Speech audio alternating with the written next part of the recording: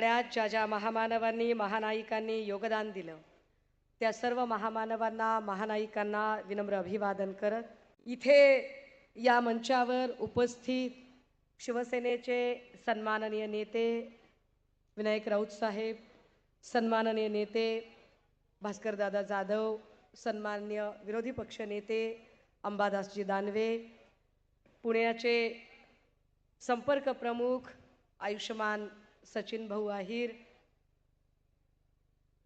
मोदी आणि शहा यांना कायम ज्यांचं आव्हान वाटतं आणि ज्यांच्यासाठी न उलगडलेलं कोडं वाटतं ते आमचे सन्माननीय पक्षप्रमुख आदरणीय उद्धव साहेब, मंचाच्या समोरील सर्व मान्यवर, इलेक्ट्रॉनिक आणि प्रिंट माध्यमांचे सर्व मान्यवर प्रतिनिधी, मी राऊत साहेबांचा नामोल्लेख थोडासा मागे ठेवला. काल परवा सर फार छान एका माणसाने लिहिले, फार सुंदर सोशल मीडियावरची एक पोस्ट आहे. एक अत्यंत सभ्य गृहस्थ एका गावामध्ये गेले. ते म्हणले गावातली माणसं सुद्धा चांगली आहेत, गाव चांगलं आहे, गावातली माणसं सगळी चांगली आहेत, मग तुमच्या इथं या वाड्यात इथं कोपऱ्यात ही भली मोठी काठी कशासाठी आहे? ते म्हणले गाव सगळं चांगलं आहे, माणसं सुद्धा चांगली आहेत, फक्त त्यांनी बिघडू नये, वळण बिघडलं आणि जरा काही त्यांनी इकडं तिकडं पाऊल टाकलं तर त्यांना जागेवर आणायची म्हणून ही काठी आहे. सर, महाराष्ट्राच्या राजकारणामध्ये जरा कोणी चुकला की ठोकला या न्यायाने जी काठी गरजेची आहे ती काठी म्हणजे आमचे सन्माननीय संजय राऊत साहेब आहेत. राजे हो, लोकसभांचा निकाल लागला आणि लोकसभेच्या निकालानंतर जर कुणी काही बोललं नसतं तर नवल. त्यातली त्यात जे स्वतःला गावठी चाणक्य म्हणून घेतात त्या फडणवीस साहेबांनी दोन शब्द अत्यंत त्यांचे लाडके शब्द झालेले आहेत आणि त्या दोन शब्दांना त्यांनी महाराष्ट्राच्या राजकारणात वारंवार उच्चार करायचा प्रयत्न केला. त्यातला एक अर्थमॅटिक आणि दुसरा फेक नरेटिव्ह. यातल्या अर्थमॅटिक शब्दावर जेव्हा जेव्हा फडणवीस साहेब बोलले तेव्हा तेव्हा मला असं वाटलं की फडणवीसांना अर्थमॅटिक मधलं काही ढेकळं कळत नाही. ते वारंवार जेव्हा अर्थमॅटिक असा शब्द उच्चारतात तेव्हा मुळात त्यांना महाराष्ट्रातलं अर्थशास्त्र आणि इथली आर्थिक घडी बसवण्याच्या दृष्टिकोनातनं एकही शब्द कळत नाही. कारण जर त्यांना अर्थमॅटिक कळलं असतं तर त्यांनी लाडकी बहीण योजनेसारखी योजना जी निव्वळ मतांवर डोळा ठेवत आणि मतांच्या साठी म्हणून, म्हणजे अनेक ठिकाणी सोशल मीडियामध्ये सुद्धा आता ट्रेंड चालू आहे की भाजपाला आली मताची कडकी म्हणून आता यांना वाटायला लागली बहीण आपली लाडकी, अशा पद्धतीनं या सगळ्या लोकांनी ही योजना आणली. मला सातत्याने मी अर्थमॅटिकचा काय इथे संबंध लावते त्याचं कारण सांगितलं पाहिजे की महाराष्ट्रामध्ये सातत्याने अंगणवाडी सेविका असतील, आशा वर्कर असतील, हेल्थ सेंटरच्या प्रायमरी हेल्थ सेंटर मधल्या आमच्या सगळ्या परिचारिका बहिणी असतील, विना अनुदानितच्या शिक्षिका असतील, या सगळ्या मायमाऊल्यांचे पगार, ज्यांचा हक्काचा कष्ट केलेला पगार आहे, जो पगार त्या सातत्याने मागतात तो पगार सरकार त्यांना देत नाही. तिथे पगार द्यायला त्यांच्याकडे अजिबात पैसे नाही आहेत. मात्र एका योजनेसाठी मात्र ते पुढे येतात.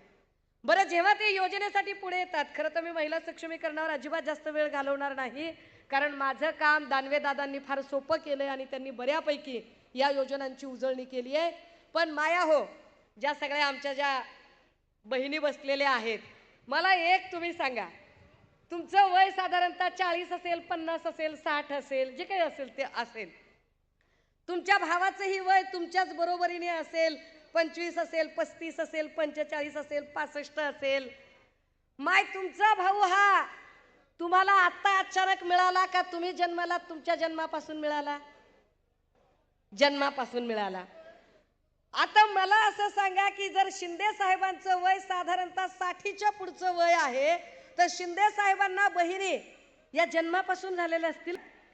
60 वर्षामध्ये महाराष्ट्रातली एक पण माय माऊली त्यांची बहीण नव्हती आणि अचानक या सगळ्या बायका त्यांच्या बहिणी झाल्या. मला काही म्हणजे कोणच उलगडत नाहीये की या बायका आधी बहिणी नसतात. 21 वर्ष आधीची बहीण नसते आणि ती 21 वर्षाच्या नंतरची डायरेक्ट बहीण होते. हे कोडं काही मला म्हणजे दया कुछ तो गडबड आहे. बरं, या सगळ्या बहिणींमध्ये सुद्धा काही बहिणी लाडक्या आहेत आणि काही बहिणी दोडक्या का बरं आहेत ते कळत नाही. काही बहिणी त्यांच्या प्रचंड लाडक्या आहेत. म्हणजे पूजा खेडकरच्या प्रकरणामध्ये जर UPSC सांगतंय, ऑब्जेक्शन घेतंय, कॅट ऑब्जेक्शन घेतं आणि त्याच वेळेला डिपार्टमेंट ऑफ पर्सनल ट्रेनिंग मात्र त्यांना क्लिअरन्स देतं. डिपार्टमेंट ऑफ पर्सनल ट्रेनिंग अखत्यारीत येतो ते मोदीजींच्या, तिथे तिला क्लिअरन्स मिळतो. म्हणजे पूजा खेडकर ही एक लाडकी बहीण होते. इकडे राज्यामध्ये सुद्धा ओबीसीचं अवनत गटाचं प्रमाणपत्र तिला मिळतं, ते शिंदे साहेबांच्या कारकिर्दीत मिळतं. म्हणजे इथे सुद्धा शिंदे साहेबांची लाडकी बहीण पूजा खेडकर असते. पुण्यामधलं आरोग्य प्रमुखाचं जे पद आहे ते पद पुण्यातल्या सगळ्या सेवा ज्येष्ठतेचे नियम डावलून, पुण्यातले जे सगळे सिनियर डॉक्टर्स आहेत, जे सरकारी रुग्णालयांमध्ये सेवेत आहेत, त्या सगळ्यांना डावलून डॉक्टर मानसी नावाच्या एका अत्यंत नवागत डॉक्टरला ते पद दिलं जातं. म्हणजे डॉक्टर मानसी ही त्यांच्यासाठी लाडकी बहीण असते. अगदी त्याच वेळेला सातत्यानं महिलांच्या प्रश्नांवर बोलण्यापेक्षा, महिलांवर होणाऱ्या अन्याय अत्याचारांवर बोलण्यापेक्षा लोकांच्या आयुष्यात डोकावणे आणि लोकांचे आयुष्य उद्ध्वस्त करणे असं करणाऱ्या वाघबाई सुद्धा त्यांची लाडकी बहीण असतात. परंतु कोपरखैरनेचं प्रकरण असेल, उरणचं प्रकरण असेल, विरार वसईमध्ये ज्या पद्धतीने भर दिवसा एका मायमाऊलीवर सपासप वार झाले, ही मायमाऊली असेल, या सगळ्या बहिणी मात्र दोडक्या बहिणी आहेत. या बहिणींकडे अजिबात सरकारला लक्ष द्यायला वेळ नाही. वरुण फडणवीस असं म्हणतात की हे विरोधक जे आहेत ते फेक नरेटिव्ह तयार करतात.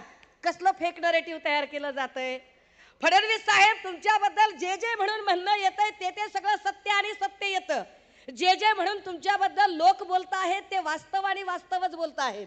याच पुण्यातल्या एका भाजपच्या अधिवेशनामध्ये फडणवीस साहेब धादांत खोटं बोलत होते आणि धादांत खोटं बोलताना ते असं म्हणाले की आरक्षणाची कालमर्यादा फक्त आणि फक्त 10 वर्षांची होती आणि 10 वर्षांची कालमर्यादा असताना ती कालमर्यादा मोदी आणि वाजपेयीजींच्या काळामध्ये वाढवली गेली. दादा हो, माध्यमांच्या समोर जाहीरपणे सांगितलं पाहिजे की फडणवीस साहेब, तुम्ही कॉप्या करून पास झालायत का? तुम्हाला अभ्यास नावाची काही गोष्ट माहित आहे का? स्टेट्स अँड मायनॉरिटीज नावाच्या पुस्तकामध्ये 1930 ला आरक्षणाची मूळ संकल्पना आली आणि त्यानंतर आरक्षण भारतीय राज्यघटनेमध्ये घेताना त्या आरक्षणाचे 2 प्रकार केले. एक राजकीय आरक्षण आणि दुसरं सामाजिक शैक्षणिक. सामाजिक आणि शैक्षणिक आरक्षणाला कुठलीही मर्यादा नव्हती. कालमर्यादा होती ती फक्त आणि फक्त राजकीय आरक्षणाला. पण फडणवीस साहेब म्हणतात तीच कालमर्यादा मोदी आणि वाजपेयींच्या काळात वाढवली गेली. फडणवीस साहेब, महाराष्ट्रातली जनता धोत्रावर इन करत नाही. महाराष्ट्रातली जनता डोसक्याला गोड तेल लावत नाही. भारतीय राज्यघटना 1950 ला पारित झाली.